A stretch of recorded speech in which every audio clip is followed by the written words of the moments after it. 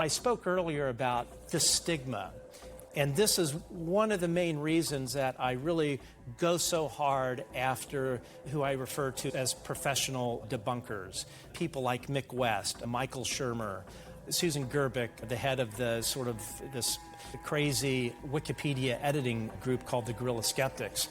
These are people, in my opinion, that their whole job is to propagate the stigma. And you think about, what does that stigma do to a person that has experienced this stuff? Maybe they've had abduction experiences or experiences with this stuff that are just incredibly traumatic. If you have beings in your room abducting you at night, you must be a little bit nutty, or maybe you have some PTSD issues, as you had with the article from Ken Klippenstein regarding David Grusch, and of course Stephen Greenstreet propagating that. It's really, in a way, I feel like when these organized professional people do that, it's an attack on people's mental health that have experienced these things in a very traumatic way. For me, I didn't really have too much of an issue coming out and talking about this.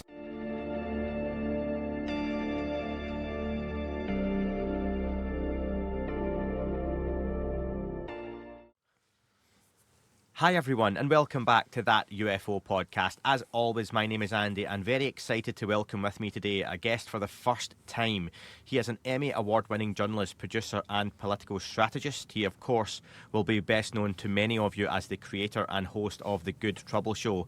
His work focuses on UAP, national security, emerging technology and US politics, interviewing senior lawmakers, Pentagon insiders and leading figures shaping the disclosure conversation. Welcome to the podcast, Matt Ford. Matt, welcome. Andy, thank you so much for having me. It is a pleasure to be here. Good to have you on, mate. First time, can't believe it, after a good few years now of you running your show, which has done incredibly well, massive on YouTube. Yeah, I think I thought I would have had you on long before now, but that's just the way these things fall sometimes, and perhaps exactly. The timing has just worked out for this one. But listen, we've never spoken before face to face like this, outside of a few messages back and forward here and there. Nothing nefarious, folks. There's no inner circle or secret signal group. That's right. That I'm a part of, not with Matt anyway. So we'll get the basics out the way first, Matt. For anyone listening or watching this who's looking, going, I'm not familiar with Matt, or maybe they've heard of your show. Many will have, some won't. Who is Matt Ford, and what's kind of brought him to the UFO conversation? Oh boy, that's really no one's ever asked me that. Firstly, thank you for having me. I have been a fan of your show from the very beginning. These days, it seems my kind of bandwidth is fairly limited, so I'm only able to kind of keep up with a couple of shows, and yours is part of that list. So, really been a fan of your work and Thanks, mate. And what you do with this community. I really became interested in the UAP, or I guess back in the day it would have been called the UFO topic, really when I was around, I think it was nine years old, when Close Encounters of the Third Kind came out. And, I think it was just before that. I was in elementary school going through the public, or the library in the elementary school, and came across this section that had a bunch of UFO books. I was really kind of surprised, didn't know what it was, and pulled out this book that was about the Barney and Betty Hill abduction. And that really sort of lit my interest and imagination in this topic. And right around then, as I mentioned, is when Close Encounters of the Third Kind came out. And so I saw that.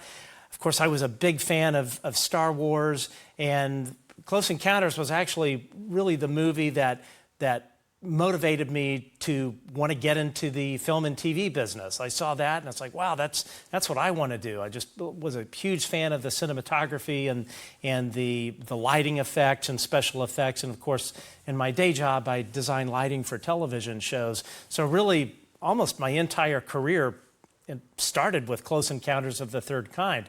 So I was interested in the topic from around that age. I think like just about any sort of kid growing up, teenager, you lose interest in certain things and gain interest in others. So the UAP topic really, for the most part, fell off my radar through most of my teenage years. and even college. And probably it was right around the early 90s, I'd always had an interest in nuclear weapons, which one would think is completely unrelated to the UAP topic. So as sort of a side hobby, I began studying U.S. and Russian nuclear policy in the early 90s.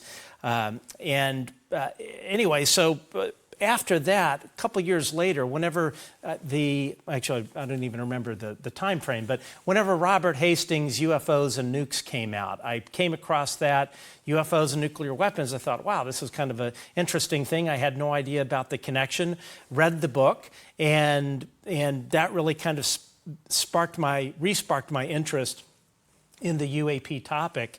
And I think the second book I read after that was the one by Leslie Kean. I don't recall the title, but it was a one where she interviewed generals and different people from the military, police and whatnot. What was the name of that one? I should know that. It's something like, because it's got that whole military thing in the title and interviewing, and I'll look up the book title.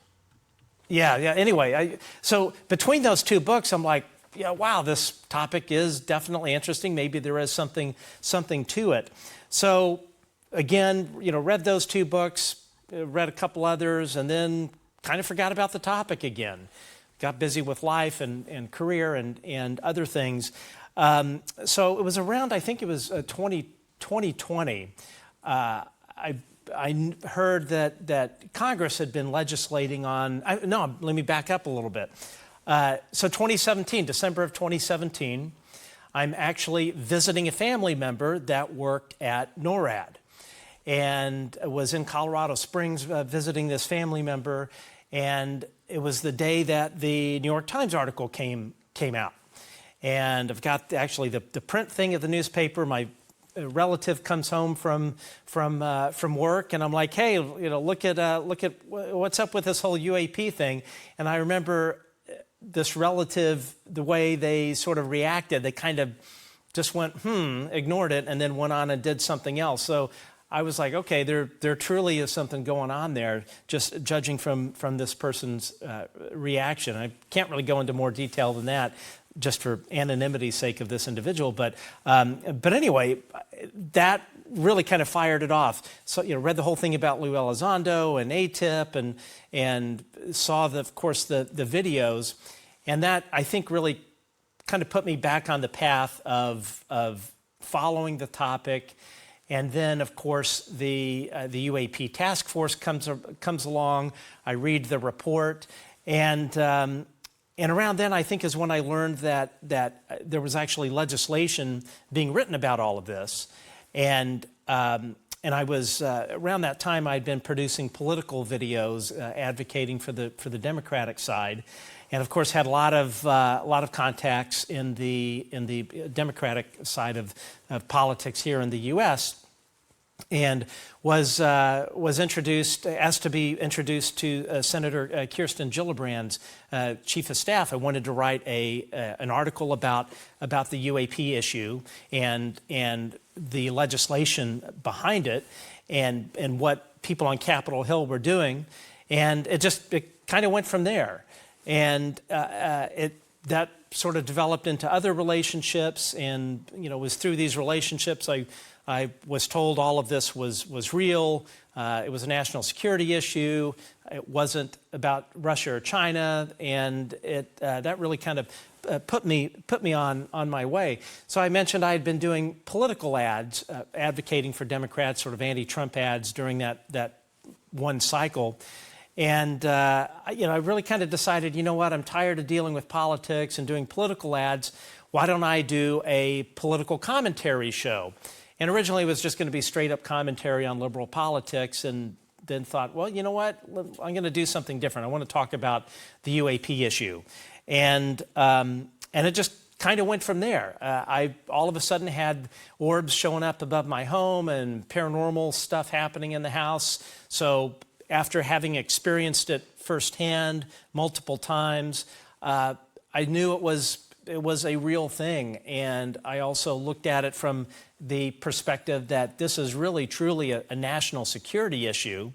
And it is something that we as a nation need to deal with and be transparent, and for all democracies, that this is something that we can no longer keep hidden. So so that was really kind of the genesis of the show, and I just kind of jumped in with both feet.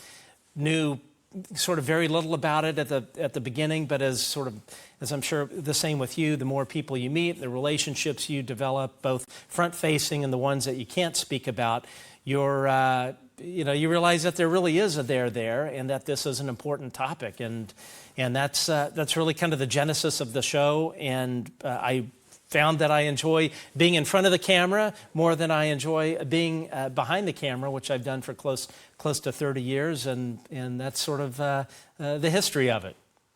Yeah, I think for me, the more you find out, the less you know in this topic, especially. Maybe in life, but in this topic especially. That Leslie Kean book was UFOs, generals, pilots, and government officials go on the record. I couldn't think of that go on the record piece. I wanted to say are interviewed, and I was like, that does not sound like the correct thing. So, but what's interesting to me is, and I'll be really honest, Matt, when you first came on the scene, I was a little suspicious. Because you're not the only one. Well, do you know what? I think everyone tends to be with this, and you get the grifter stuff and all the podcasters, and I think podcasters or YouTubers, whatever people want to call themselves, probably get a bit of oh Christ, another podcast, eye roll and all it is. But it's a very new form of media still, even though it's been going about 12 years. 13, 14 years maybe, going back to some of the early on-demand radio I would listen to. But it's here to stay, and it's only growing and becoming more and more how people consume their news, their information, their entertainment. Your show looked too good, and that's what I would say to people who I would speak to behind the scenes. And that's not like, sitting in meetings at MI5 or anything like that, but literally someone would be like, that Matt Ford, like, his show looks really good. It explains a lot now, your background, the lighting, and your Emmy you won was for lighting, is that right? Lighting production?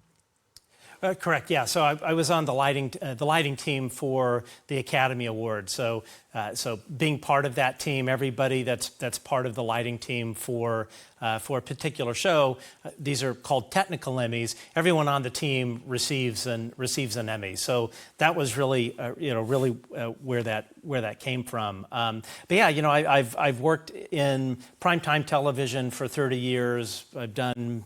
I've had clients such as Disney, MTV back when it was around, VH1. I've done stuff at the White House, but yeah, no, it's funny. I think it was Jeremy Corbell had reached out to me in the very, very beginning, and I remember the call. He's like, he wanted to figure out who I was, because I think a lot of people were like super suspicious, and he's like, hey man, I just wanted to find out what you're all about and make sure you're not like CIA or anything. And of course, I had a big chuckle over it and thought it was pretty funny. I have never worked for the government. I don't hold a clearance. AARO did reach out. Their recruiter wanted me to apply for the job, and I politely declined. But yeah, I completely understand. Someone just kind of comes out of nowhere onto the scene and starts talking. I would probably be suspicious too. Although it was funny, I was talking to Garry Nolan a couple of weeks ago, and he said something like, he goes, if you were CIA, I wouldn't know it.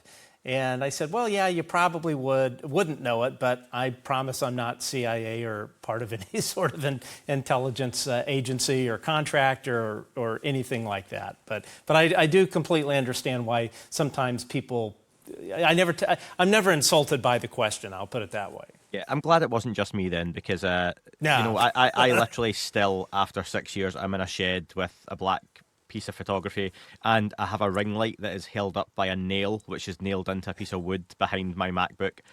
So I've got a very raw setup. So I'll get some tips off you perhaps on the lighting side of things. It would certainly help. But listen, I'd be happy to. The show looks great. It sounds great, obviously, and that was a big thing early on that stands out to people.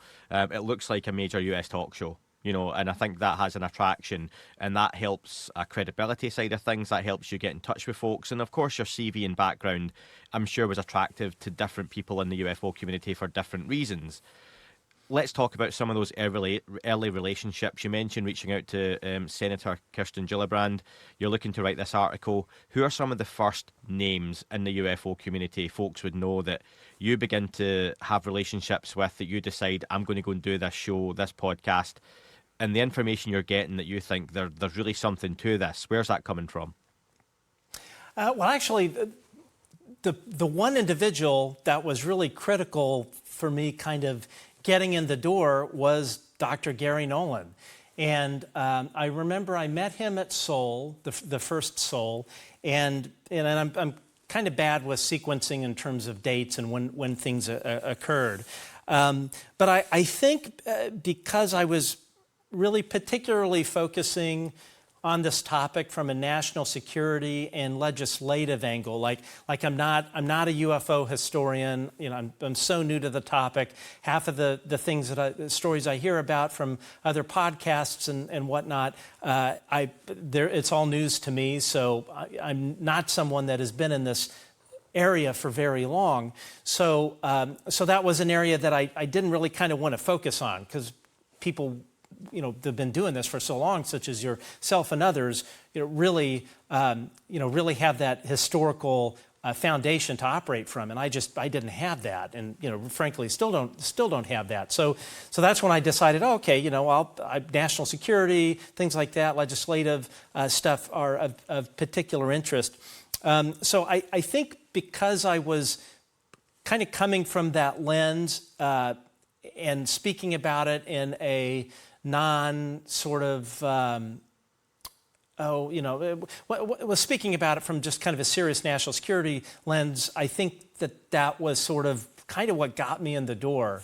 And the more people I would speak with, I think they just realized, hey, this guy's for real. He's, not looking to make a buck or a grifter, or whatever the critics like to often refer to many of us as.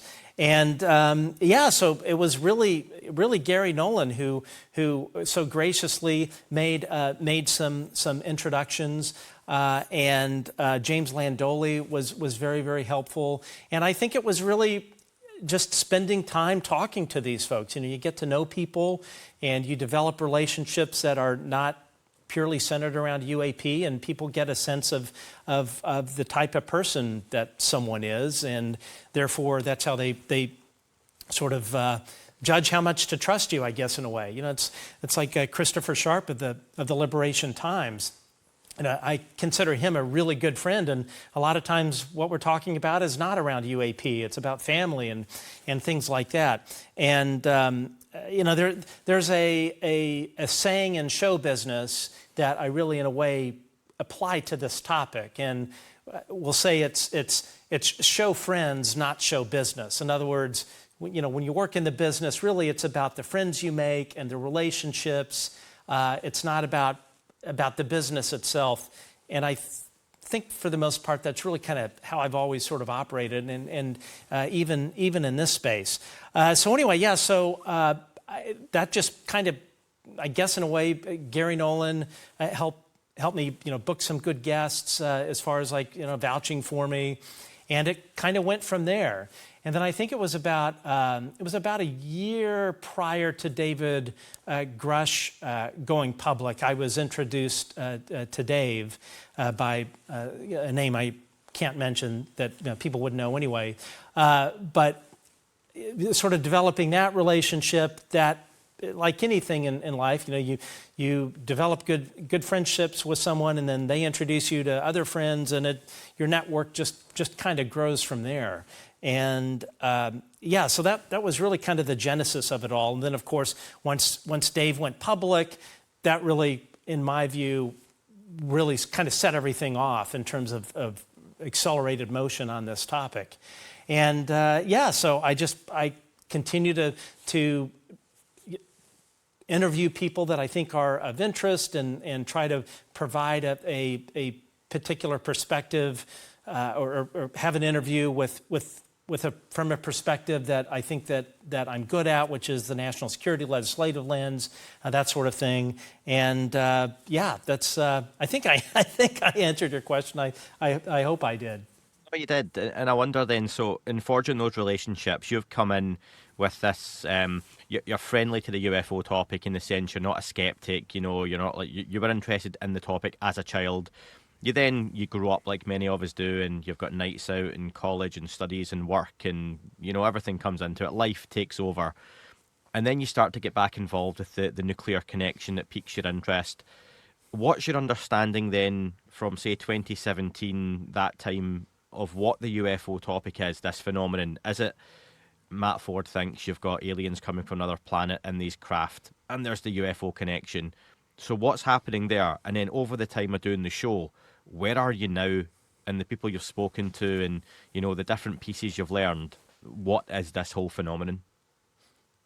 Well, I think that was what was, I don't know if it's necessarily unique, because I'm sure other people have had the same experiences, but when I started having conversations with Robert Hastings and people on Capitol Hill, it was literally like a light switch went off. And about a few days later, after some of these initial conversations, an orb appears above my house.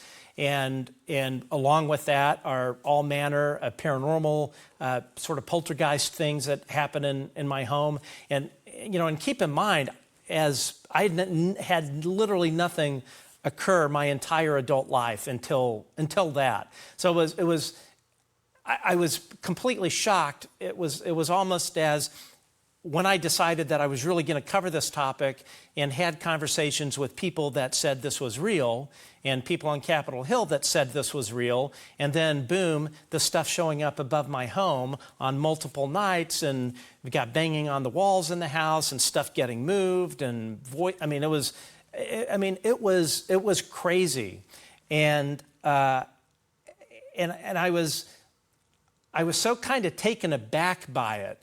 As I've mentioned many times, I think it's one thing to think it's real, as I've always thought ever since I began reading these UFO books in elementary school. I'm like, yeah, of course these things are real. There are way too many people speaking about it, credible folks, and then of course the 2017 New York Times article. All of these things lead you to a sort of hypothesis that UAPs are real, we're being interacted with. But then when you experience it yourself, you experience it multiple times, you experience it with family members and friends that are with you to see this stuff appear above your house.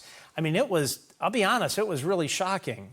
And I think that for me personally, it was not like a wake-up call, but it was really kind of an epiphany that this is real, this has been covered up, this is clearly a significant national security issue, and that people need to be talking about it. And as you mentioned, there are a lot of great podcasts such as yours and a handful of others that I listen to. But I was like, okay, maybe I can add my sort of perspective to this. And at the end of the day, I love my country, and this is my way of serving my country. I also knew, too, that this particular topic didn't test well or trend well with my side of the political aisle, being Democrats, that this really was a Republican issue for the most part, and unfortunately it continues to be just primarily on the Republican side that are more open to this than on the Democratic side. So I thought, okay, with my Democratic connections and with the other social media account that I had on Twitter, maybe this would be a way of me sort of targeting content to the left side of the aisle who really needs to get up to speed on this. This historically, Republicans have been way more open to this being a reality than Democrats, which tend to be very skeptical of it. So for me, it was having experienced this myself multiple times, and the orb appearing above my home. I mean, it's probably been well over 20 times, and this has been in 3 years, if not more, that I've seen these things above my home. The paranormal stuff only lasted probably 4 to 6 months, and then just poof, turned off like a switch. But I think the thing I was most surprised was how it happened, that it was like a light switch turning on. I had no idea that the paranormal side co-located with this stuff. And so it was really kind of a jumping in the deep end and learning all this stuff, and then asking these various people such as Dr. Nolan and others, like, hey, what's going on with this? Is this normal to have, banging on the walls of my home with this other stuff appearing above the skies? And so it was really jumping into the deep end, an education for me, who was really very, very naive about the extent of all of this and the high strangeness, all of that stuff. So it became a personal thing in that I'm experiencing it, and then it's like, okay, what am I going to do with that information? How am I going to use that to better message on this topic to people that maybe are skeptical about it? But in terms of my thinking as far as how it's evolved, I mean, I'll be honest, I have no freaking idea what this stuff is. I have no idea why it showed up above my home. I have no idea the paranormal connection. I just know it happens.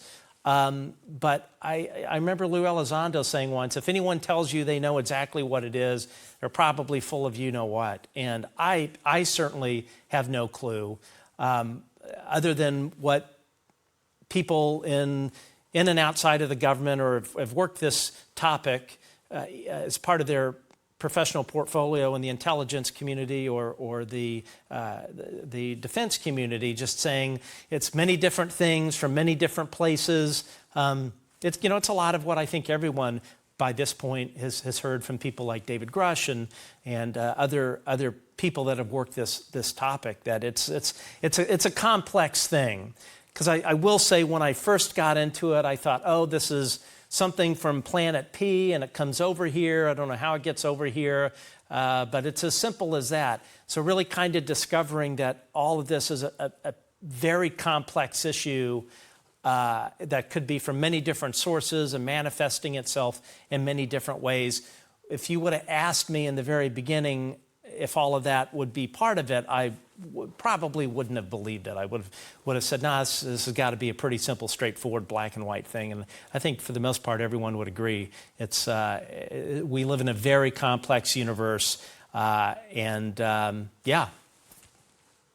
How do you feel as the host of a show, coming out and sharing those types of experiences, being quite recent? Because obviously I shared my own at the beginning of this podcast. One of the first things I ever said in the first episode, don't go back and listen to them, folks, they're horrendous, was me. Same for me. Yeah, was me. Oh God, mine's are a different level of horrendous. It was me going back and sharing my encounter I had in the 90s with my mum and sister and stuff like that, and talking about the podcast from there. But then to come on having just had those, just getting into the topic, was there a hesitancy that it's going to look like, I want to start this show, I need to come out and say I've had experiences? You get accused of that anyway in this topic, don't you?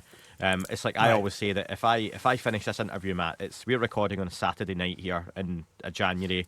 It's cold, it's dark, it's freezing cold just now in the UK. It's late evening for me. If I walk out here and there was a 100-foot black triangle hovering over my house, and I choose not to get my phone out and film it, folks, but I then come on the podcast and say, breaking news, I just saw a triangular UFO, half the folks that listen or watch this are going to go, sure you did. So there's that, do you even bother saying it? So I wonder, what was that like? Were you comfortable from the get-go sharing those experiences?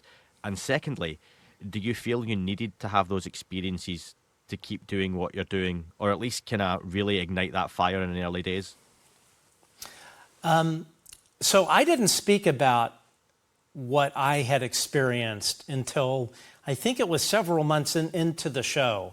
And I think, I'm trying to think of why I didn't do that. And it was, I'm not really quite sure. Of course, I try to keep my personal life out of the show, so there's kind of a professional boundary there. But, even I would say, I really didn't share these experiences with many people outside of a couple family members and a couple of friends, and of course family members that were there to experience it.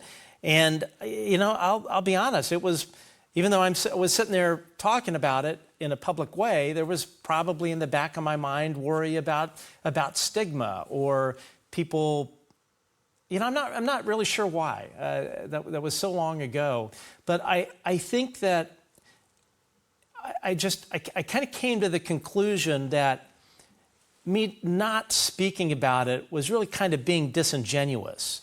That I wasn't being completely open about my story and what I had experienced. I remember I was on a show, and it was a producer that I hadn't worked with in a number of years.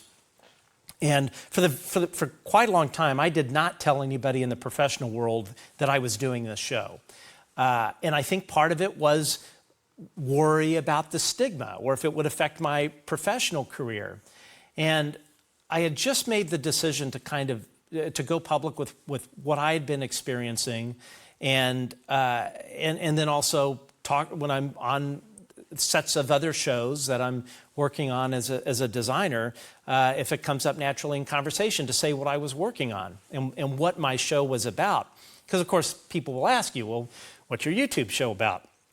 So anyway, I'm doing, funny enough, it was this Christmas special for Demi Lovato, and the line producer on it, I tell him what I'm up to. And about 30 minutes later, he comes by and he's like, hey, during lunch, if you don't mind, come by my office. So I said, sure. And I figured he wanted to talk about budget or schedule or something like that. So my meal break comes around. I go into his office and he's like, shut the door. I'm like, oh, okay, this may not be good. And he goes, I never tell anybody about this, but myself and my family have had encounters with NHI since we were all kids. And this individual, they never spoke about it publicly. They, of course, said, I never tell anybody because they'll think I'm crazy. And I'll tell you a family story here in a second. But it really kind of made me realize that it's important to share these things. And the thing that I was really surprised about is I thought, okay, the people I'm going to share this with in normal conversation, maybe a couple here and there will say, oh, I had something like that happen. But I found that well over half of the people that I brought this up to, or it came through a natural conversation, said, oh yeah, I had this happen when I was a kid, or I saw this triangle come out of this lake, but I never told anybody about it because I thought they'd think I was nuts. So in a way, I think sharing my own personal story, gave me more confidence in speaking about it, made me feel like I was being genuine with my viewers. And in a way, the more people you speak to about this, and you end up being surprised by how many people have had the same experiences. In a way, it's comforting because it's like, you know what, I'm not alone. It's not an issue of going, oh, did I imagine what I saw or whatever. Having seen things multiple times over the years, there's zero doubt as far as what I've seen. What it is, I don't know. I know it's not prosaic. And if somebody doesn't believe me, that's fine too. I know what I saw. Family have been there to see it. Friends have been there to see it. So, I could really sort of give a shit if anybody believes me. But I think it's important for people to share their truth. And I spoke earlier about the stigma. And this is one of the main reasons that I really go so hard after who I refer to as professional debunkers, people like Mick West, Michael Shermer, Susan Gerbic, the head of the crazy Wikipedia editing group called the Guerrilla Skeptics. These are people, in my opinion, that their whole job is to propagate the stigma. And and you think about, well, what does that stigma do to a person that has experienced this stuff? Maybe they've had abduction experiences or experiences with this stuff that are just incredibly traumatic. And then you look at the organized group of people such as Mick West, Stephen Greenstreet, Susan Gerbic, Michael Shermer, who spend their time propagating that stigma. Because really what they're doing in a way, or not in a way, what they're doing is they're saying in a roundabout way, you don't know what you saw. You don't know what you experienced. If you have beings in your room abducting you at night, you must be a little bit nutty, or maybe you have some PTSD issues, as you had with Ken, the article from Ken Klippenstein regarding David Grusch, and of course Stephen Greenstreet propagating that. I mean, it's really, in a way, I feel like when these organized professional people do that, it's an attack on people's mental health that have experienced these things in a very traumatic way.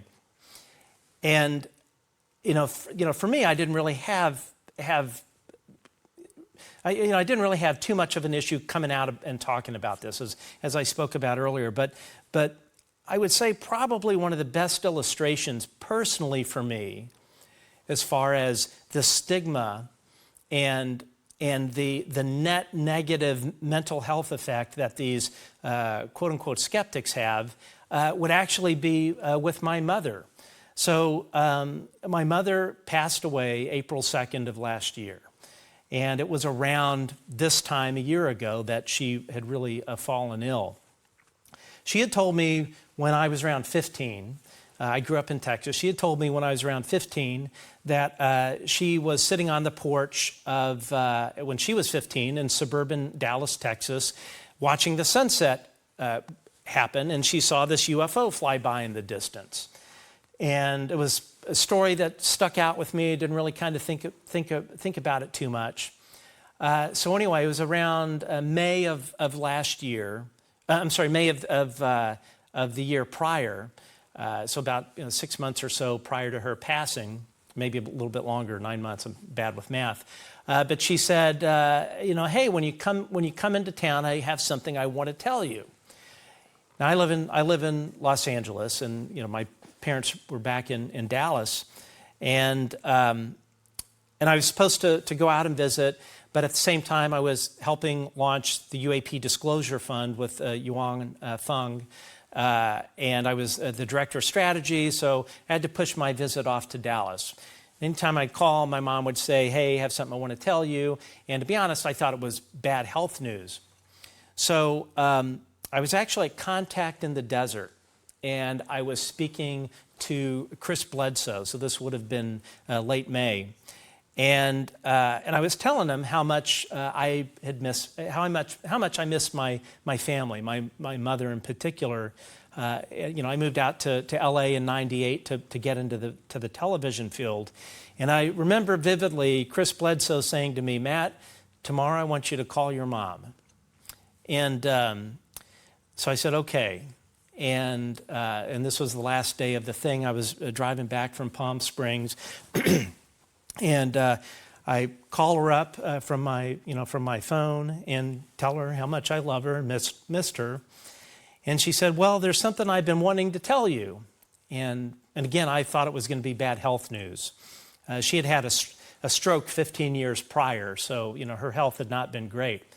And she said, do you remember that story I told you about what happened when I was a teenager, 15 years old, in Dallas? And I said, yeah, you were sitting on the porch of your parents' home, and you saw this UFO fly by in the distance. And she kind of paused for a second, and she said, well, I didn't tell you everything. And I said, okay, what do you want to tell me? And she said, well, this wasn't in the distance, this was right in front of me. And I said, okay. And I said, well, what happened? And, my mom was not into sci-fi. She didn't have any UFO books, never read UFO books, never talked about aliens or little green men or any of that stuff. So basically what happened was she was sitting on the porch, and she said this, and she's not using the kind of typical UAP, UFO parlance or how people speak about it in our field where we track this stuff. She said she was sitting there, and this gray cylinder, she said, was about 40 feet long or so, just poof, materialized right above the home across the street, right above the roof. And so she said this big, long gray cylinder, she said it kind of appeared like a magic trick. And she said this gray cylinder had this long rectangular window. And in this window, she said there were 10 of these beings in this thing.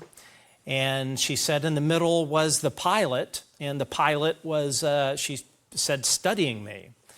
And I said, well, what did these beings look like? And she got quiet for a second, and she said, well, they kind of had a moon face. And I said, moon, like, moon in the sky? And she said, yeah, like a moon face. And I said, well, how did you know the pilot was the pilot? And she said, well, the pilot was standing in the middle and was taller than the others, and there were two rows of I don't think she said tables, but benches or something like that, and the other ones were behind it. And I said, well, what was the pilot doing? And she thought for a second, and she said, well, I think he was just studying me. And I said, well, were you scared? And she thought for a second, and she goes, no, I actually felt really calm. And I said, well, what do you think they were doing there? And she said, well, I think they were just seeing what things were like. And and I asked her, did you have any missing time or anything? And she thought for a second, and she said no. And I said, well, did the thing fly off? And she said no. After a couple of minutes, it just disappeared the same way that it appeared. And so then, of course, my next question was, well, when this thing disappeared, did you go in and tell your mom and dad and your 4 other siblings?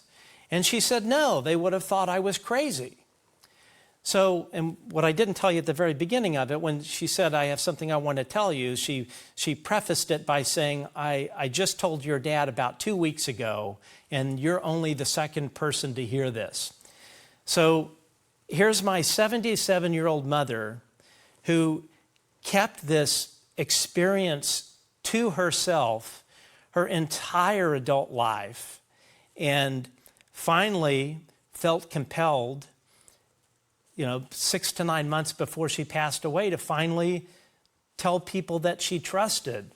And what it said to me is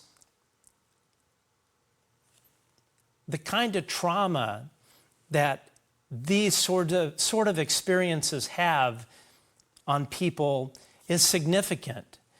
So here's my mom who was afraid of what her brothers and sisters would think of her, what her parents would think of her.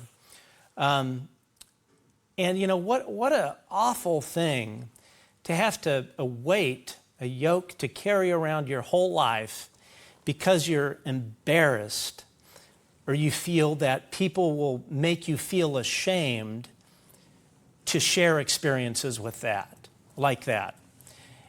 And so to me, it goes to what experiencers must go through, knowing that you've got all these people that will snicker and make fun of, or they'll go online and they'll see things that Mick West says, or Michael Shermer, or Stephen Greenstreet. And what a horrible thing to do to people. You sit and you ask yourself, well, why would Greenstreet and Mick West and all these people spend all of their time telling people that they're wrong, that they didn't know what they saw, that what they experienced was a night terror or some just, off the hand comment. That kind of stuff really has an effect on people, and it has an effect on people's lives. And personally, I think people like Mick West and Shermer and Greenstreet are being paid to do these things. But, I would hope that at some point in their lives, they stop and take a look at themselves in the mirror and really ask themselves what they're doing, what they're spending the most precious commodity someone has in their life, which is their time on this earth, the amount of time they spend telling all of these people that have had these traumatic experiences that there's something wrong with them, and that the stigma that these individuals propagate. Stop and really think about the personal impact this has on people's lives and their self-worth and how they feel about their own mental health. And I'm sure with a lot of people seeing posts by these individuals and going, well, maybe there's something wrong with me. Maybe I didn't see these things. It lacks a compassion that I truly cannot fathom, other than money, what would motivate these individuals. Because at the end of the day, this stuff is real. We all know it's real. And until we get to the point where this sort of stigma and the people that are purposefully, and when I say purposefully, people like Mick West, Stephen Greenstreet, Michael Shermer, Susan Gerbic, and others, these people that are propagating and continuing to pour gasoline on that fire to put it out. Until that ends, I think, my heart goes out to the people that have dealt with this kind of trauma. And of course, a lot of people, it has not been a traumatic experience for them. For me personally, it hasn't been traumatic. I don't think I've been abducted. If I have, I really don't want to know about it. I know people have had different experiences, and some look at it as a positive thing and look at it as a negative. But we need to get ourselves to a place where we can have honest conversation and do so in an environment where we are not going to be judged and can speak our truth. You've said that very well, and I appreciate, first off, you sharing the story of your mother's testimony. It's incredibly interesting, and in the best way. It's not unique to hear, like you say, those people who have had these sightings or experiences and they keep them quiet for years and decades, and you wonder how many folks never share their story or experience and pass without ever having been able to pass that on. I suppose for me then, does that explain your own personal approach online can come across quite barbed and on the front foot or on the attack, shall we say, when it comes to a lot of these folks. Now, my personal approach, people will tend to know, I don't get involved in any of the drama, I think is the blanket term for it, or the online stuff, because I really can't be bothered. I don't have the bandwidth for it. Like yourself, I've got a full-time job, I've got young children, I've got a life, and when I'm pushing the trolley around Tesco, which is our big kind of supermarket, doing the shop on a weekend, and I've got my kid in the trolley kicking me, I've got another one moaning they want sweets or something, and I check my emails or my messages to see. I had Stephen Greenstreet the other day.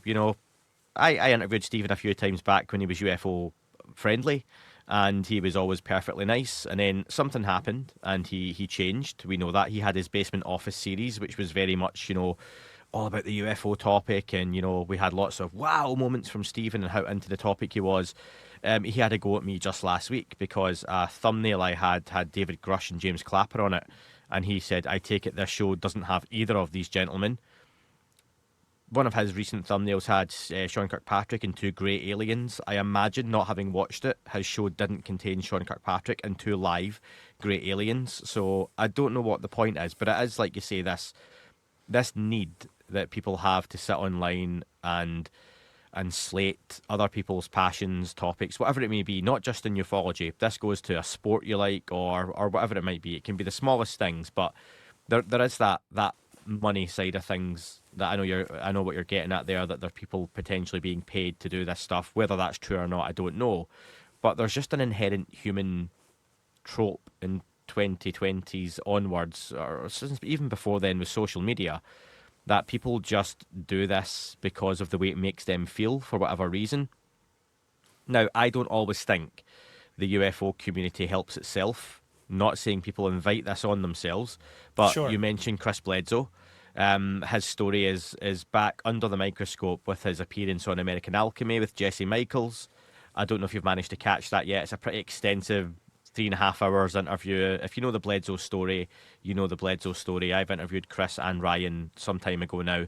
There are issues, though, where it doesn't help the community when Chris Bledsoe has posted pictures of a rocket launch and prayed to the rocket launch when... Sure. Or what is clearly the ISS or Starlink, and they're passing them off as orbs.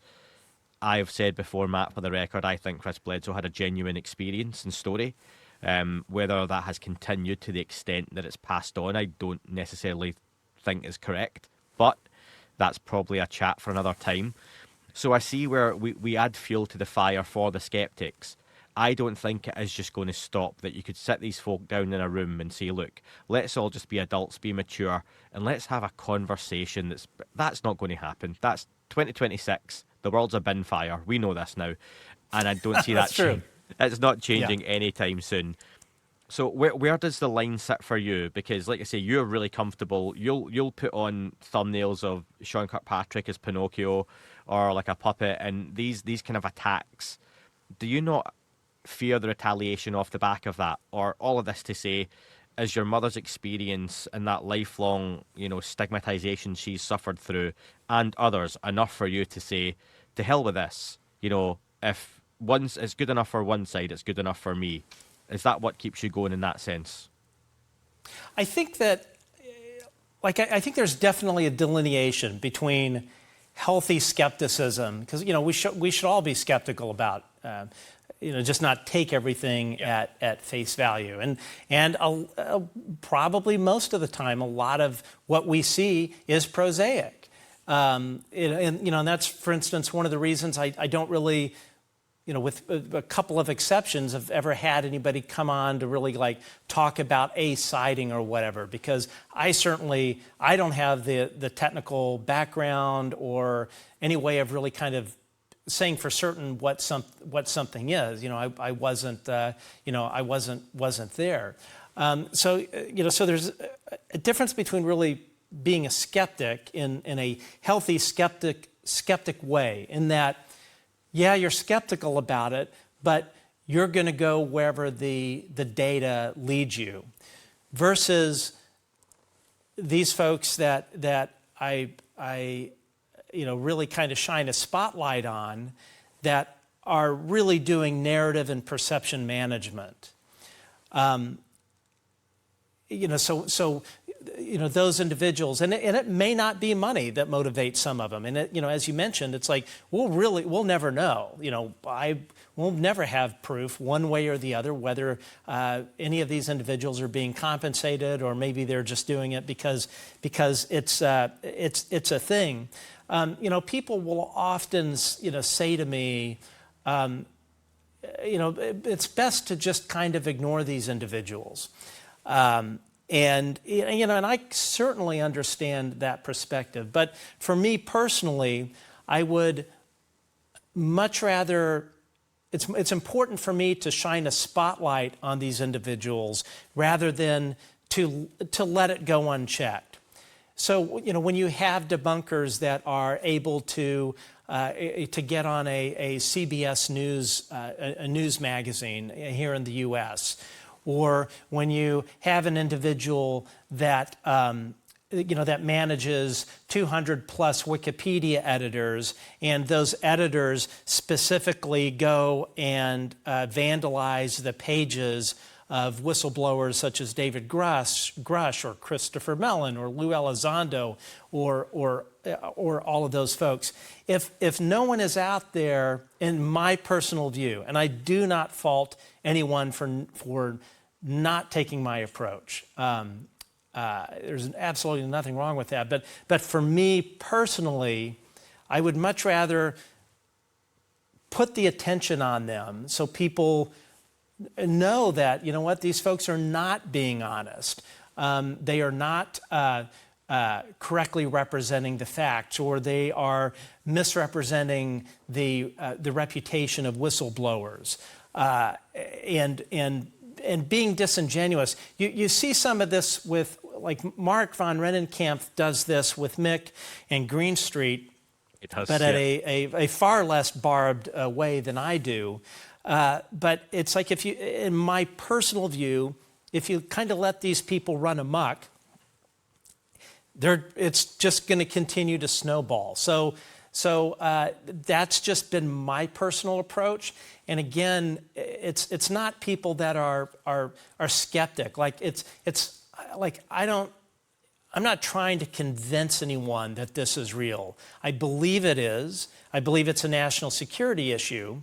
And I understand why people would be skeptical of this stuff, especially if they haven't experienced it themselves. But when you have folks that are misrepresenting the facts, putting out content, or hijacking Wikipedia and putting in their own worldview, then for me that is something that I'm gonna call out. That is my personal approach, my personal sort of way of public public messaging. And and then also for me too, I have family in the military, and when I see people from AARO, former leadership, and specifically Dr. Sean Kirkpatrick or Tim Phillips, attack whistleblowers, the men and women who have served this country, for me that's something that I choose to call out. We've of course have seen this happen from DOD and IC since really the inception of this whole thing. This destroying of or making an effort to destroy these individuals' lives, these whistleblowers. For me, it's a way of calling it out. I've been to D.C. And elsewhere where I've been at private functions with people, lots of people from various three-letter agencies who have come up to me and personally thanked me for speaking out about these individuals. And these are mostly people at AARO. I was at a function on Capitol Hill, and there was a senior congressional staffer who came up and said, thank you for saying the things that we can't say because we would lose our jobs, we would lose our security clearances.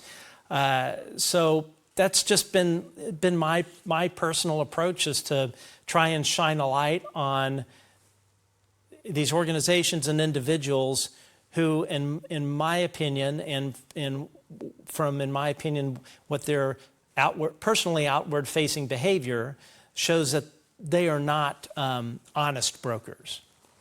Yeah, I can understand that. My wish, which won't happen, would be that we could have those conversations and agree to disagree. I've liked the fact, Matt, you've said it multiple times in this interview, in my opinion, and that's, you went on to say something I might agree or disagree with, but you're quite within your right to do that. And I think that's missing quite often, people saying, I think this, or in my opinion, this is the case. And you've got your right to agree or disagree, but it allows you to form, I think, a more well-structured opinion or well-structured argument for what you believe. And there's nothing wrong with having a fluid opinion that changes on the basis of that evidence. Like you say, I'm a healthy skeptic, but I like to think I'm in the UFO garden and I'm looking over to the skeptical neighbours. But while some folks want to build a huge fence and block them out, I'm quite happy to lean over and have a chat with them in the evening when things get a bit quieter and, hear their side of things and go, yeah, do you know what? I can see your point. Maybe one or two things actually are quite interesting. I don't agree with all of that stuff, but it can strengthen your own resolve and your own argument to open up to that. And I don't think that happens enough. And to be honest, I think that side of humanity just is getting worse and not any better as kind of social media is evolving. Sure. But you mentioned before, you've obviously visited DC, you've spoken to different folks.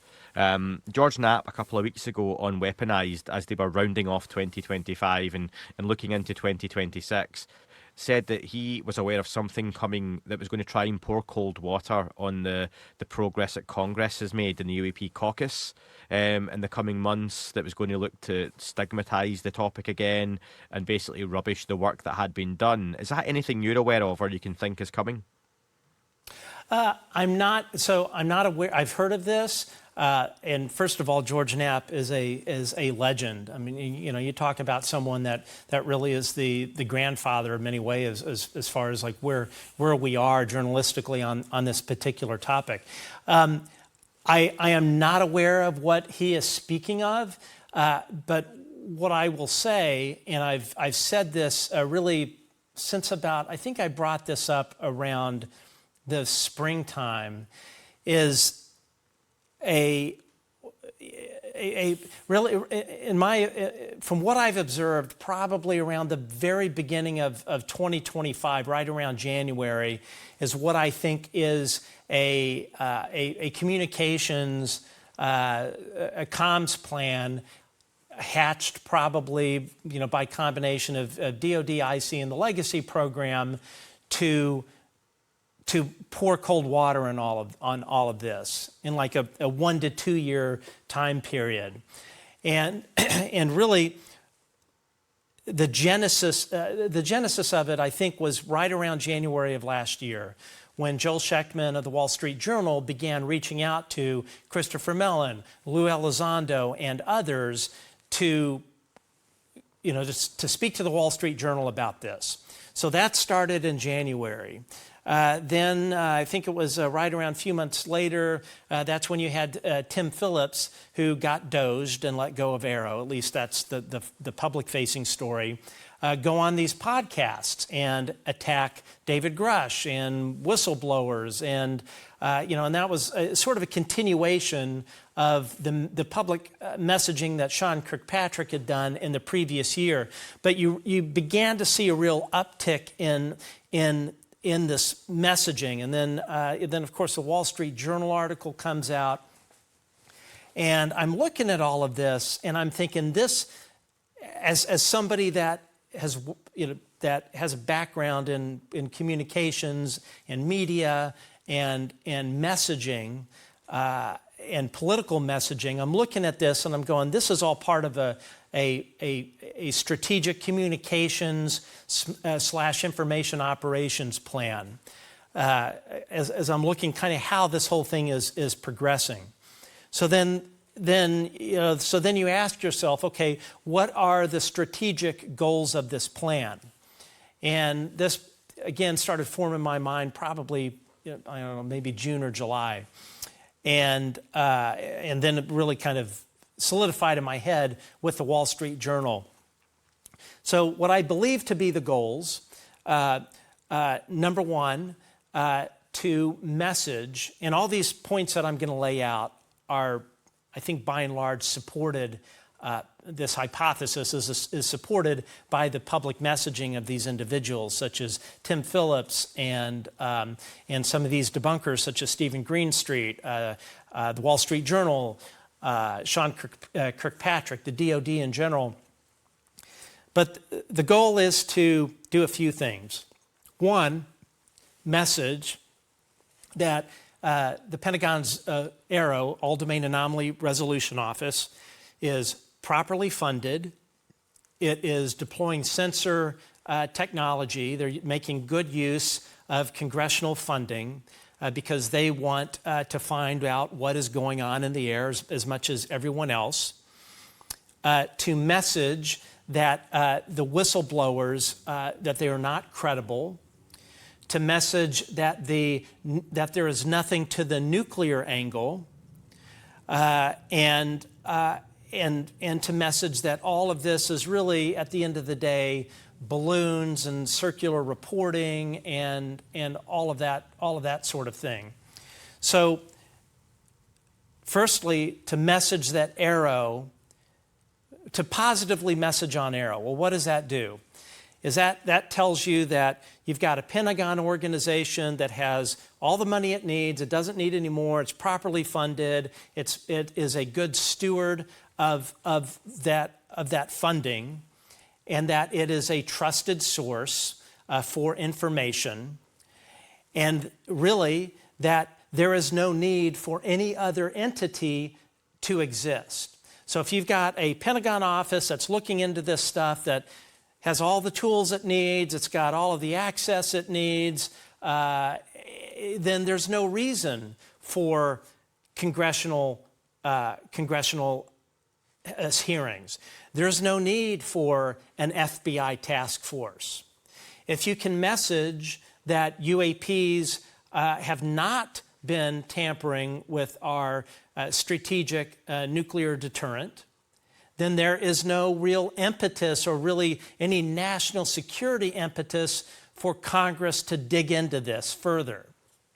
So if you're the DoD IC legacy program and you can get Congress off your back, if you can get the FBI off your back, if you can discredit all of these whistleblowers, such that if you publicly message that all of these whistleblowers have a screw loose or PTSD or they're victims of circular reporting, therefore, if any other future whistleblowers come forward, they're probably going to be in the same bucket. Therefore, Congress shouldn't listen to those whistleblowers.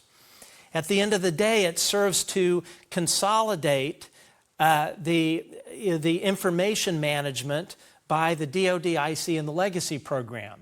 Because the minute you can get rid of congressional hearings, you can get Congress to look elsewhere, and most importantly, if in your communications plan you can, via the Wall Street Journal, essentially message that members of Congress are wasting taxpayer dollars looking into this stuff, then the IC legacy program DoD, they know damn well that all of these members of Congress who many are afraid of their own shadows, let alone afraid of their constituents, they're going to stop looking into this. Because the minute these politicians go, oh man, my constituents think I'm like running some pork barrel project and wasting my constituents' hard-earned tax dollars, they're going to run for the hills.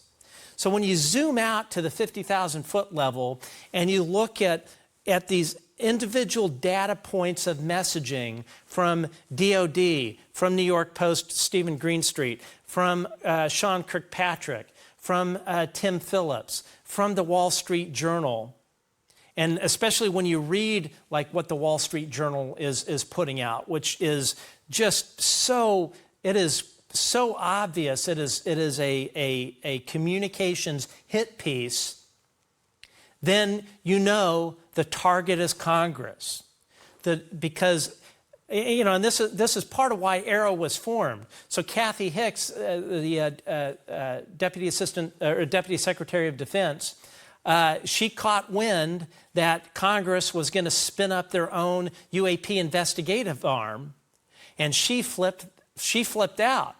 And that's when AOI MSG came about, and then AARO, because they're like, oh no, they don't want Congress doing this, going on, they don't want Congress going rogue and doing their own thing. They've got to maintain the communications control over this whole issue.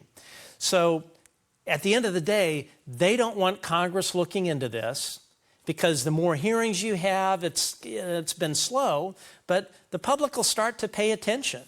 So that's why you had the Wall Street Journal. You notice the end of the Wall Street Journal article really focused on the nuclear angle, Bob Salas. After that article came out, I called Bob up and said, what the hell? And he specifically said, he said, when I spoke to Joel Schechtman after doing the interview, I knew that the story had already been written. It had already been predetermined. So what George Knapp is saying completely makes sense, and it completely aligns with this sort of communications timeline. The thing everybody has to look at is people like Dr. Sean Kirkpatrick and the former deputy director of AARO, Tim Phillips, who later became the interim director. These folks are career intelligence officials. They salute smartly and say, yes, ma'am, yes, sir, when they are given an order. That has been their entire career. So when you have a former leadership of a Pentagon program either exiting the program altogether in the case of Tim Phillips, or Sean Kirkpatrick, who jumps over to the Department of Energy at Oak Ridge National Laboratories. If you think for a second, Tim Phillips is going to go on a podcast and reveal willy-nilly a highly classified highly classified special access program about airships that he said are the size of Klingon battle cruisers. Or you have Dr. Sean Kirkpatrick, who at DOE is going to attack Republican Congresswoman Anna Paulina Luna by name and other members of Congress. These people, they don't do that without top cover. They don't, these are folks. Tim Phillips is not going to risk going to Leavenworth for revealing classified special access programs. These guys, that's their whole job has been working in the intelligence community. They are not going to go rogue, so to speak. So Sean Kirkpatrick is not going to hop over to a whole new career and speak out of school about another department, being AARO, or these whistleblowers without being given some kind of blessing. If you noticed, Dr. John Kozlowski of AARO or Susan Goff, they have not gone after Sean Kirkpatrick and said, hey, he doesn't speak for us, he's speaking out of school, all that kind of stuff. It's been a free rein. So what that tells me is that Kirkpatrick and Phillips were given top cover to go and essentially deliver on an executable. Now, I can tell you, the way the legacy program typically works, it's run like a crime family. It's not according to rank, it's more according to pedigree. And the way these folks are brought up is somebody that's, middle to top of the end of their career. Somebody from the legacy program goes to them and says, hey, I want to, how would you like to get in on something, a secret that 99.9% of the people in the government are not going to be let into. And your $200,000 a year retirement could become a $500,000 to a $750,000 a year retirement if you become part of this thing. It's like, okay, well, what is this thing? They get a read-on to the UAP legacy program. And what they tell that individual towards the end of their career is all you have to do is keep doing your job. You're the director of AARO, you're a Pentagon official or whatever. You just keep doing what you've been doing. Do what, don't change a thing. But at some point, we're going to give you a call and we're going to ask you to do something for us. And if you do, and you're going to get two calls actually. You're going to get a call to do something for us, and then at another point, when you're about to exit, the speech I'm giving you, you're going to find somebody else to give that speech to.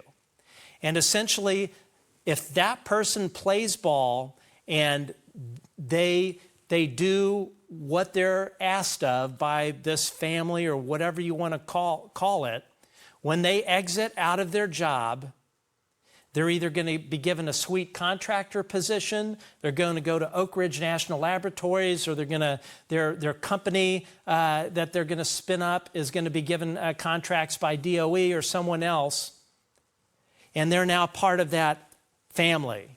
And once you're in that family, you never get out. And, so a lot of these folks, at some point they get that call and they have to deliver, be it to deliver public disinformation. And it may be something like, look, you're going to say something that's probably going to get your clearance flagged. You may go on a podcast and we want you to say a certain thing and you're going to get some heat about it, but don't worry, give it a year, we'll clean up the mess. And it's that level of corruption and this sort of cycle of these folks that will go into these FFRDCs and elsewhere that are given this task. And when they exit, if they play ball and they do what the legacy program wants them to do, they're sitting pretty for the rest of their retirement.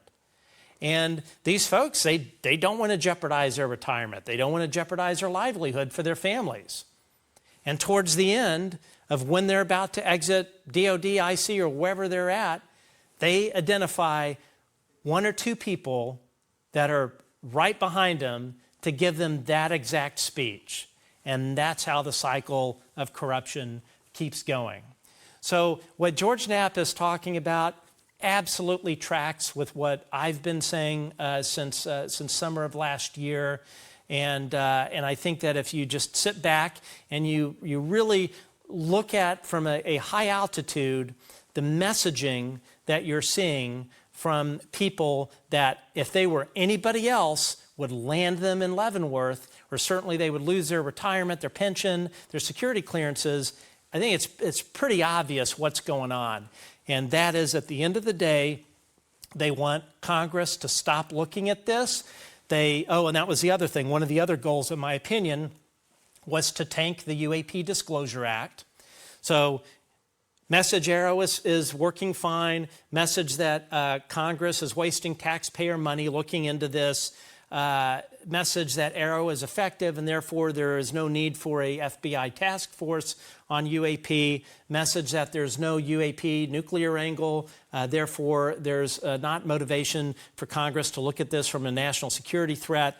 It all goes down to information and perception management, which is what this thing is doing, and I believe whatever they're about to do that George Knapp is referring to, I 100% believe that it is going to happen. That makes a lot of sense to me and will to other people. What also would make sense to me then is that these people are not reacting to everything and they will be proactive and on the front foot in a lot of this. Now, if they saw there was stuff coming down the pipeline, and even going back to before 2017, we know through WikiLeaks there was John Podesta, Hillary Clinton, Tom DeLonge. There was almost a team before the team that came out who were looking to get involved again through Tom DeLonge in potential disclosure, whatever that may have been, that plan. That didn't happen. Trump won that election. Clinton didn't get in. The rest is history. And we are living that right now. Would it then make sense that we have people who we would think are good faith actors in the UFO community, big names involved in all different kind of stuff, who are part of that legacy program and carrying on that message now through different means, and we just don't know it yet? Because for me, it's one thing to rubbish this from the outside, but surely these people with 80 plus years of intelligence and practice at this would be well ahead and be trying to do it from the inside. Is that something you would think is happening? It's happening. How do you disseminate then who's a good faith actor and who's not? I think it was in a weaponized podcast.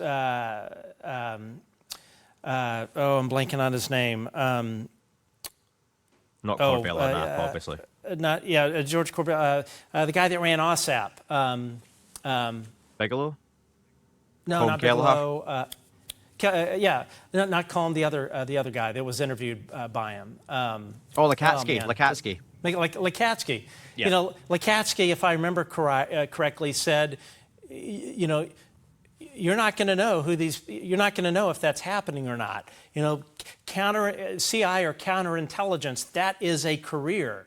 People do that for a living. And so, you know, yes, that's happening. And I know some of the people that are doing it. Do I look upon them negatively?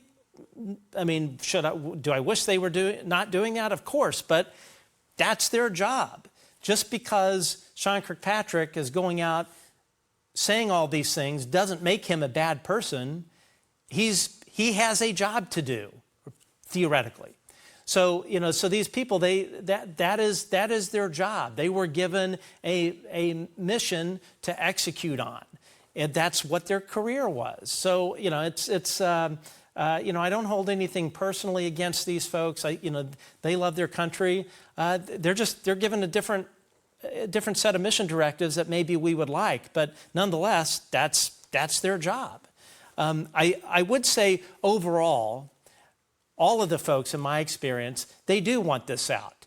Of course, everybody is kind of how they want it out or to what extent. You know, there are of course all varying degrees of what that looks to people, and maybe what one person wants to disclose is not what I would like to see disclosed. You know, so it's like, you know, anything in society, people have different outlooks and opinions on these different things. But yes, that does go on, and I hope that. At some point, all of this will resolve in disclosure to some extent or not. But people. I always get asked. It's like, oh, are you optimistic about disclosure happening this year, or next year, or in the next 3 months, or whatever? And I always say, I'm personally not optimistic because there are. You know, this is a power structure that has been around for a very long time. There are a lot of people with serious Fifth Amendment concerns. In other words, they are worried about going to jail. There are oodles of people who are making tons of money that they would not otherwise make. And there are all manner of competing priorities and sort of fiefdoms and whatnot. There's so many fingers in this pie that it's really kind of difficult to really know. I mean, almost in a way, you're spinning a roulette wheel as to how much all of this is going to come out. There's, like one of the things I've been hearing, and I have no idea that it's true, is that the tech bros, Elon, and who certainly knows about all of this, and Peter Thiel and all of this, they are actually anti-disclosure because they want to control all of this stuff. I have no idea if that's real or not, but the point I'm making is that there are so many competing interests. I mean, just in the legacy program alone, you have factions that do want this out, and then you have the factions in the legacy program that want to keep doing the same thing. You've got defense contractors that want IRADs to keep going. It's just, this just fire hose of money that gets sprayed around, that is lining people's pockets. These people that exit the DOD and go into FFRDCs or other ways of making money. And the legacy program just keeps all that going. All of these folks, it's run like a crime family. And you look at, if you go and you just start looking up former secretaries of defense and watching where they went from point A to point B, and then a new administration comes back in and they go back to point A as on the board of directors of Northrop Grumman or whatever. It's this whole corrupt circle of money and power that, I hope at some point it all comes out. Because at the end of the day, it's like a democracy cannot function with all of that going on. I used to, as a Democrat, I used to make fun of Trump and his deep state stuff. And lo and behold, it turns out what he was saying is true. This deep state, or whatever you want to call it, it does exist. These lifers, these career government officials that are making decisions on behalf of all of us about this topic when we never elected them to make those decisions on our behalf. Something's got to break. I know I probably kind of wandered off there, which I tend to do. It's my ADHD. But this can't keep going on the way it's going to go. But you have this whole issue of Fifth Amendment concerns by people. I do believe that there's got to be some level of amnesty. People, as part of their jobs, working for the legacy programs, did things that were illegal. They did it because they thought it was the right thing for the country. And in hindsight, I'm sure a lot of these guys look back and go, you know what I did was wrong. But I was given my marching orders. I had to execute on those. And I think a lot of these folks that may have done some dirty things have come around and realized, this isn't right. It's got to change. And I think that I would say a lot of these folks have reformed and are doing the best they can within their secrecy framework that they have agreed to, their non-disclosure agreements. They're doing their best within their framework to try and get this thing out in a constructive way that doesn't harm national security, that hopefully doesn't, land them in jail or hurt their families or whatever. This whole thing is a really difficult issue for a lot of people, just professionally, personally, and legally. When you say this can't go on, there's a really famous interview from a football manager here in the UK who was on a really bad run of results. And a journalist just asked him years ago, his name's Mick McCarthy. I think there's a movie coming out about him actually soon, and the whole incident. He was in charge of the Irish national team, but this was an English Premier League side he was in charge of. And the journalist just came out and said, this run of results, it can't keep going on, can it? And he just famously goes, it can. It can. Absolutely. This could just keep going on. And I look at the last 3 years, 4 years, and I feel going back 4 years, there was maybe a harmony, or at least a sense of harmony. Maybe it was a false sense of harmony, especially on with the whole online community. Before you started your show, Matt, you might even remember there was a lot of shows and a lot of hopping between people's podcasts and YouTube shows, and everyone was pretending they all loved each other and everything like that. I'm Scottish and I don't do that. I'm honest. But there was this, and even it seemed with the higher-ups and the folks who were spearheading the movement, they all referenced each other when they spoke. I feel personally the last couple of years, the last 2 years particularly, that stopped, and even those folks who all seemed on the same page have gone their separate ways. And I think that speaks to a little bit what you're saying about different narratives and what people want to come out from this. And I think there are good faith actors, person A, person B, person C, who aren't intel community, who aren't in this for nefarious reasons, but they've all got their own things they're working towards, and they don't always agree with each other. I look recently as an example, to move on slightly as we move towards, you've been on with me a long time, Matt, and I want to get a few listener questions before we finish. What really interested me in the last couple of weeks was David Grusch's interview on the Megyn Kelly show. And when he said he hadn't seen Age of Disclosure, I know a few folks were like, well, he knows everything that's in that, so why would he watch it? And I'm like, no, that doesn't... That, to me, was a deliberate point he made of, I've not watched it. I may be wrong. You've spoken to David Grusch. You know the other folks involved in that production. How does that sit with you that David Grusch made a point to say, I've not watched it, I've seen some clips, and then seemed to have a little bit of a dig that Lou Elizondo took a offence to online as well? I don't know if you saw Lou's Twitter post after. It looked like, and I don't want to misquote anyone, it looked like Grusch alluded to he's come out and spoke and no one else has at his level. And Lou kind of retweet something. I think it might have been Chris Sharp. And Lou kind of made a point of saying, like, oh, you're the only one. And that seems to me like there's a little bit of disharmony, even with folks that would all be seeming to be trying to go in the same direction. What's your take there?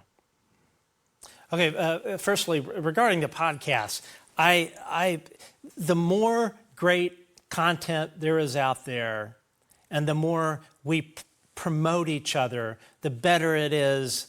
There's nothing but a net positive for this issue, so I happily have other podcasters on my show, happy to have to appear on other people's shows. It's like we all lift each other up. People that are like yourself on your show and others that are doing really, really great work.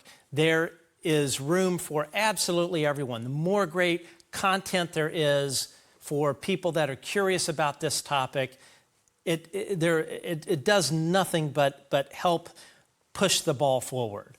And there should be more of that. There's so many great shows, such as yours, Jesse Michaels. I know I'm going to leave people out, but George Knapp and Jeremy and all. People are really doing a lot of great work, and they're having really great interviews with really great guests. And I think it's incumbent on all of us that are creators or podcasters or whatever you want to refer to us as, that we all lift each other up. And my show has its particular angle, yours has yours, and Jeremy has his, and everyone has kind of their own sort of thing.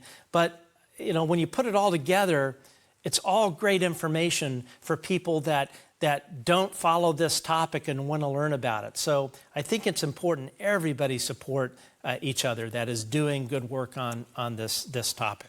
Look, there's a real shortage of podcasts out there, so there should be more people getting into it. I'm just joking. Look, it's like anything in life. Everybody, like I'll take a good example would be the UAP Disclosure Act. You had people that were like, obviously the eminent domain thing was an issue, but so you've got certain people that say the eminent domain thing needs to happen, other people that would say, no, it's got to come out. Then you got other people that say, no, it's got to stay in because if it's not in there, it's not going to have any teeth. Like everybody has their own ideas and are all very passionate about how this needs to happen or what the best way is. And it doesn't mean that this person is wrong or this person is right. It's much the same way politics in this country. You have Republicans and Democrats. Just because I don't agree with Anna Paulina Luna's political views doesn't mean she doesn't love this country as much as I do. Or Republican Eric Burleson, who's on the other side of the aisle. I may not agree with his policy, but I know he loves this country. I've personally spoken with him. He loves it as much as I do. It's just his ideas are different than mine. It doesn't make him wrong or me right. It's just different points of views. All of us want to get to this disclosure, but it's like anything in life. People have personalities, and some people, I know I rub people the wrong way. And it doesn't mean that person, there's something wrong with that person because they don't like what I'm doing or vice versa. It's just, people have different perspectives. And it doesn't mean that they're wrong. And it doesn't mean they're a bad person or that they're up to no good or whatever. It's just, you're going to have personalities and you're going to have disagreements or one whistleblower once thinks that another whistleblower should discuss something that they didn't or whatnot. It's the whole thing is just so complex, and And at the end of the day, we're all people. We all have our pluses. We all have our minuses. We all have our personal pluses. We have our personal faults. And I think it just comes with the territory. And I think, too, because in so many ways, this is a very emotional topic. And I think it's emotional to people because all of us that know that this is real are very upset about how this topic has been treated. And we're very upset about how whistleblowers have been treated and how the governments have treated the public and gaslit all of us. So there's a lot of inherent emotion in all of that.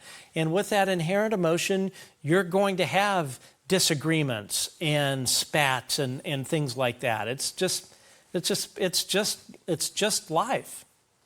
I think that brings us nicely to the 20th of January, Tuesday, 20th of January. There is a hopefully historic event at the Press Club in Washington, D.C., where James Fox, director, is bringing multiple witnesses from Brazil and the US to talk about UAP crash retrievals. As of recording, we don't know who the US folks are yet. We could speculate on various people, but I think it's one of those where perhaps it's better leaving the names to come out on the day, because you'll know as well as anyone, Matt, as soon as these things are announced in advance, there is... Right. Obstacles are put in place and barriers and flights get cancelled and, things happen that come up and people don't get there. So I would just hope those folks are in DC already, if not on their way, and they can be there in plenty of time. But that happens on Tuesday, where there's going to be a real focus on the overall crash retrieval programme from a Brazilian point of view. Speaking on Virginia, we've got the witnesses from that. You've got folks from the US. David Grusch's biologics is under the spotlight again in terms of what did he mean by biologics? Why not just say bodies? Was there something more to it? What are you hopeful comes from this particular event? I mean, really, I'd say in terms of what I'm hopeful is just the truth and more information, more actionable information, more information that hopefully gets mainstream press coverage. And we all know the mainstream media has just been really absent. Ross Coulthard, another great journalist, points this out time and time again. They're just asleep at the wheel. So hopefully it's something that comes out that the mainstream media cannot ignore.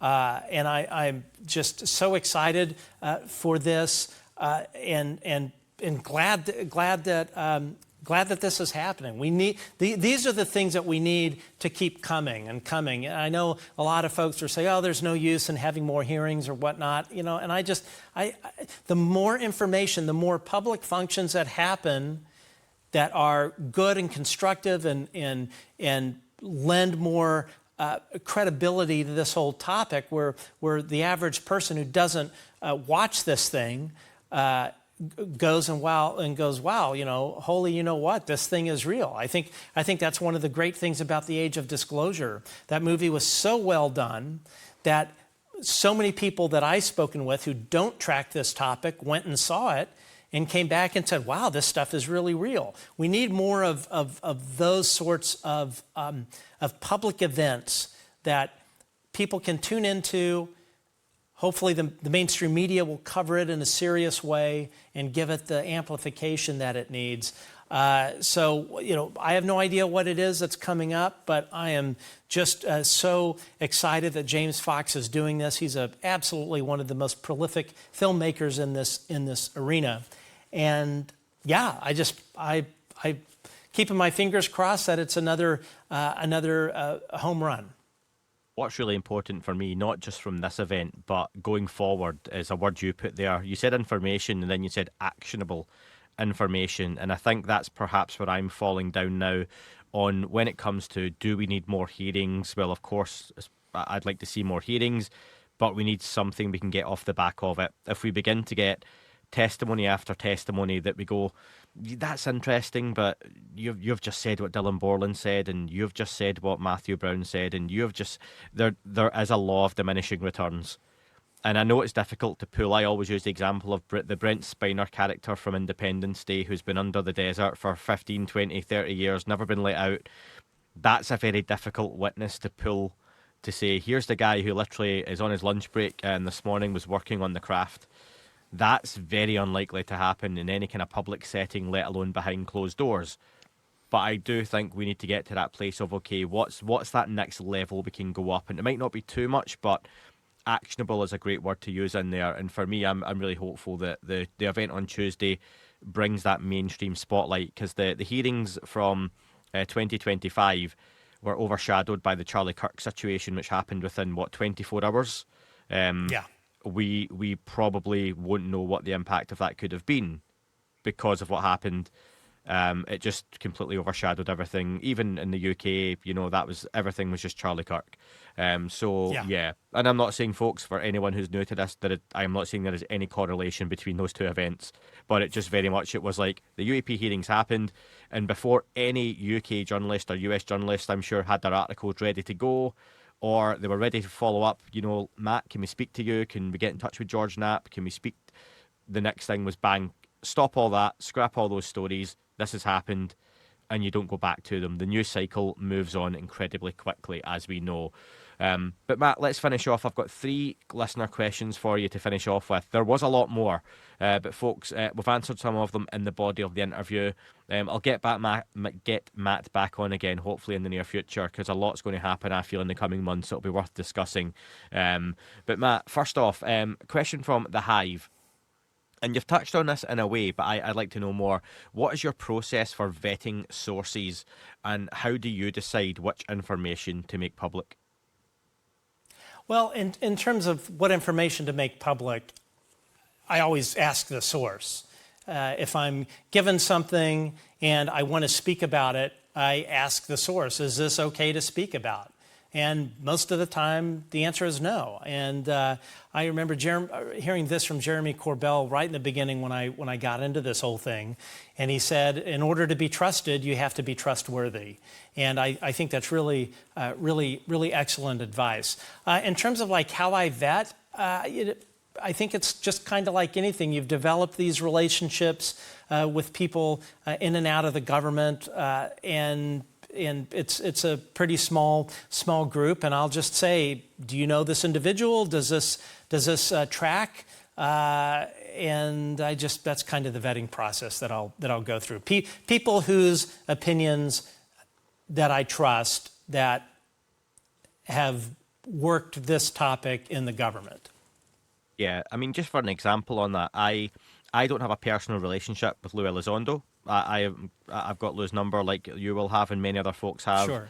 I've met Lou once several years ago, but when I found his book online last week, I sent him a message to say, look, first off, congratulations on another book, but this is now in the public arena. Am I okay to put this out there? Purely out of respect for someone and not wanting to cause any shit for them, Exactly. I didn't have to do that, and I'm not saying am I great, but it's more of a, do you know what, are you okay with me doing this? Because I'd like to think I do things in good faith. I was well within my rights just to go out there and go, look what I've found, folks. Breaking news, quick, Andy found this first. But yeah, I just like to do things the right way, and I think, like you say, there is that element of, you could find out a story, Matt, and someone gives you 100% of the story but says you can pass on 70% of it. And do you know what? You could go and burn your source and go, I'm just going to share this full thing online. But next time you don't get the follow-up, and you know what happens next time you don't get the next story. And then that information, like you say, early on, your relationship with Professor Garry Nolan, he recommends you to other folks and says, yeah, this guy Matt's a good guy, you can trust him, you can share things with him. That doesn't happen. What happens is the opposite, where a Garry Nolan says, yeah, I gave Matt some information and he went behind my back on this one. That goes through the grapevine, and that can happen in this topic. So I think whenever I see folks saying person X has to tell everything they know, it's not always the best way to go about it, folks, as fun as it might be for a couple of days. Well, and I would say I'm quite certain that Lou was very appreciative of you taking the time to check with him.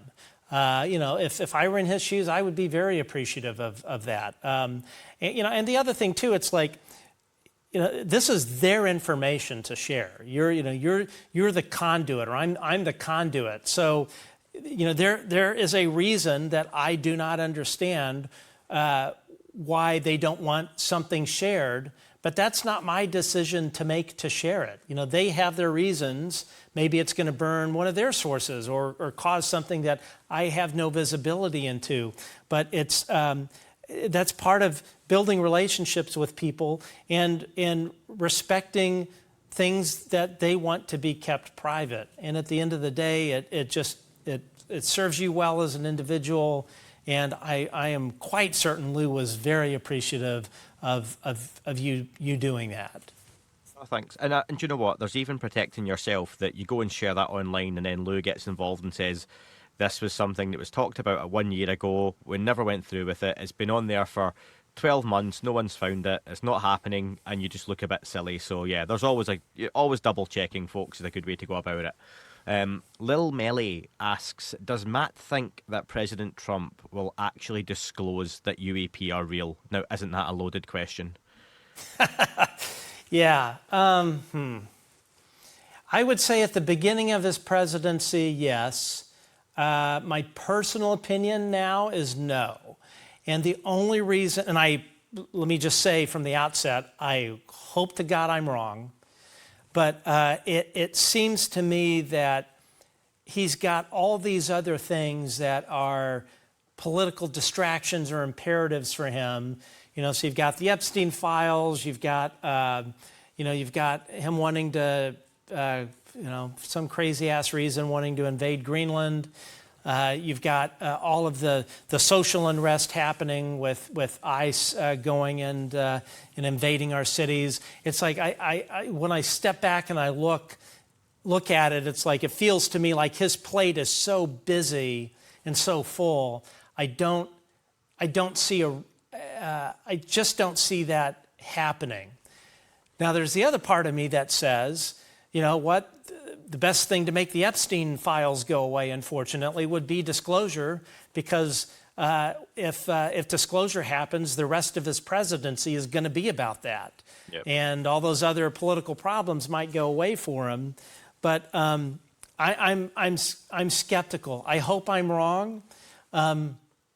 I will say that I think that as much as I hope that a Democrat wins the White House in the next election, I think that if a Democrat does, it's going to really set back disclosure. You know, I mentioned earlier that this topic seems to only, unfortunately, resonate with the Republican side. It's a bipartisan thing. It needs to resonate on both sides, which is the reason that I happily sing the praises of Anna Paulina Luna or Eric Burleson or other Republicans that are doing good work on this. But I don't know. I really hope I'm wrong. I think out of any presidency, the person that is most likely to do this would be Trump. I've said on my show before that politically for him, he's already got the top cover to do it, in that he's got Rubio, he's got ODNI director, I'm blanking on her name. He's got the right cabinet in there.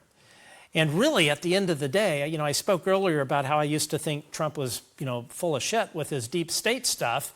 But really, there is no one thing that proves true what he's been saying all this time about the deep state than this topic. So politically, if he were to go and dump all this, the main thing he's hinged everything on, or a big part of it, is this whole deep state thing. He'd prove that he was right, and he is right. So I've said there's really the timing of this is good for him to do this. There's never going to be any great time. Every president's going to have some distraction, but I look at the amount of other things he's trying to do, most of which I completely disagree with, and I'm like, well, where's the room for him to do this? I hope I'm wrong. I hope he does it. The other thing too, Trump is not a dumb guy. I may not agree with what he's doing, but the guy is smart. He knows media, and he would certainly go down as president of doing the one thing that no other president had the guts to do. And he would probably end up on Mount Rushmore, his face, for doing this.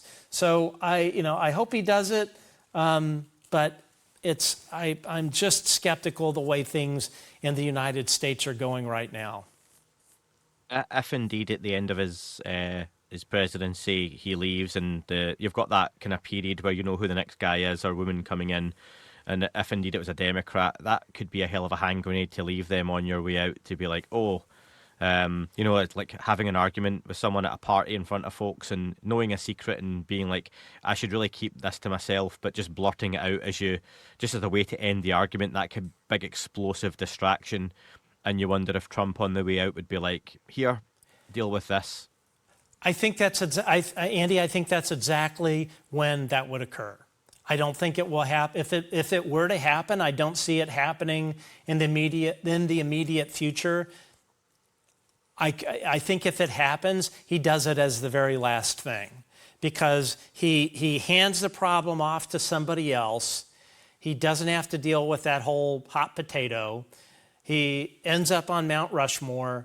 He makes history. He ends up, basically, he can say that all these other presidents that were read in covered it up.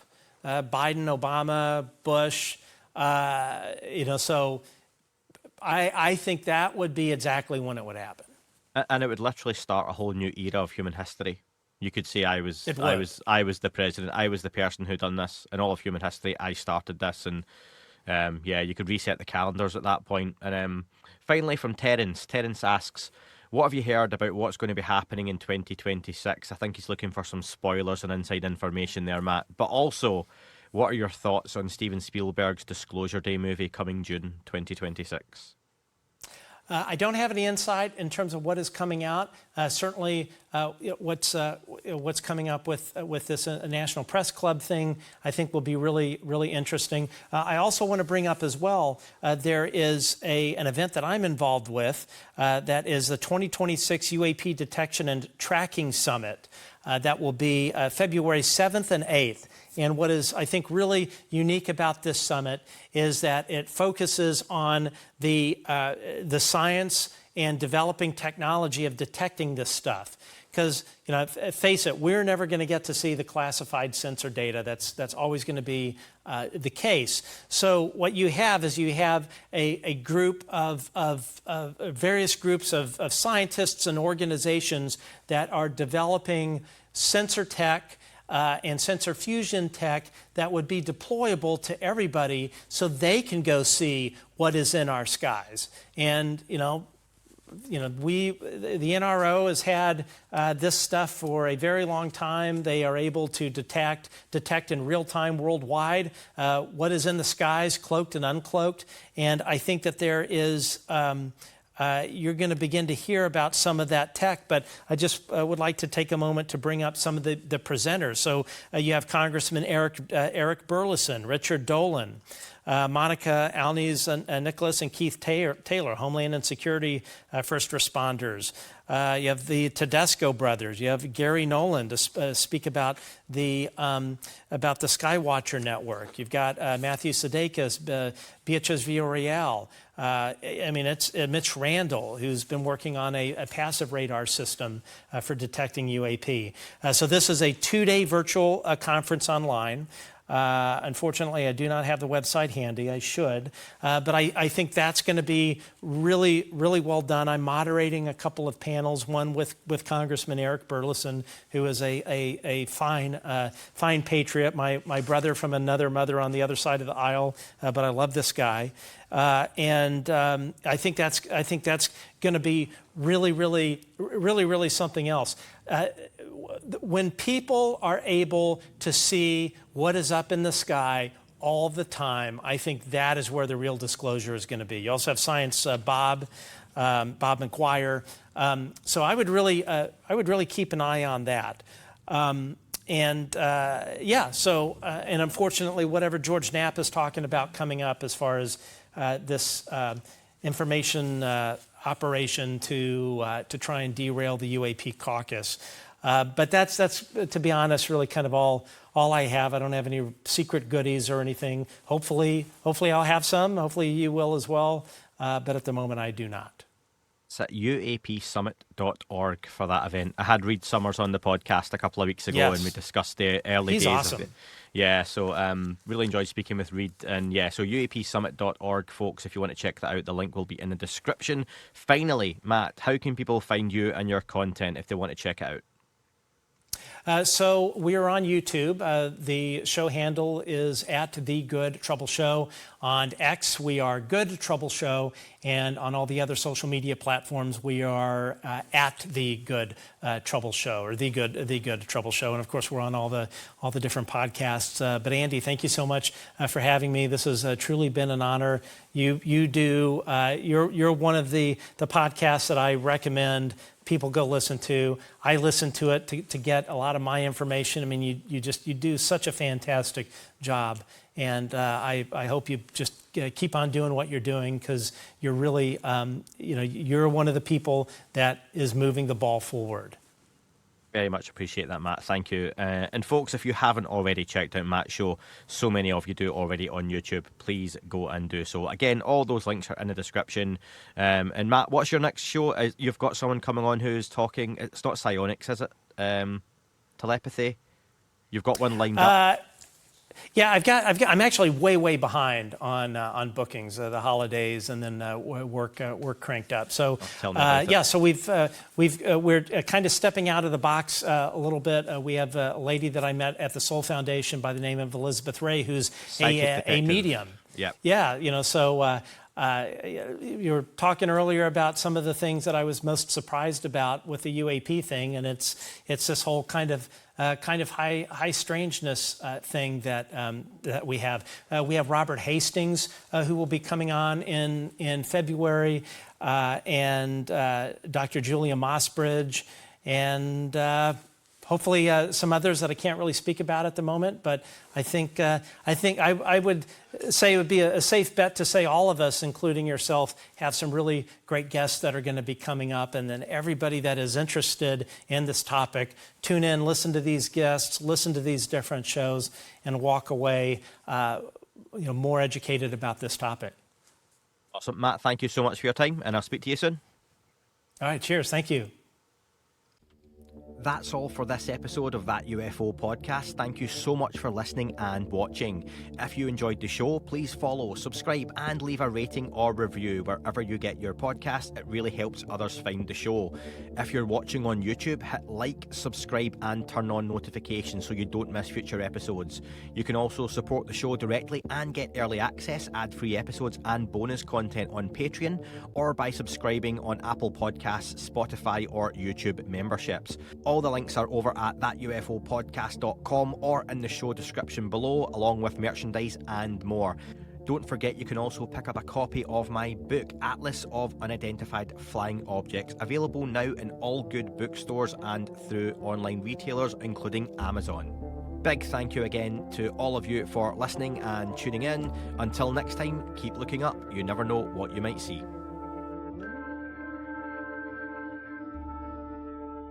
It wasn't a tic-tac and not quite a saucer, more like a hubcap designed by Chaucer, a little baroque and quite steampunk, like Alice was playing bass for the Parliament of Folk. The little fucker hovered right outside of my window, and when I shoved out the screen, he made it an issue.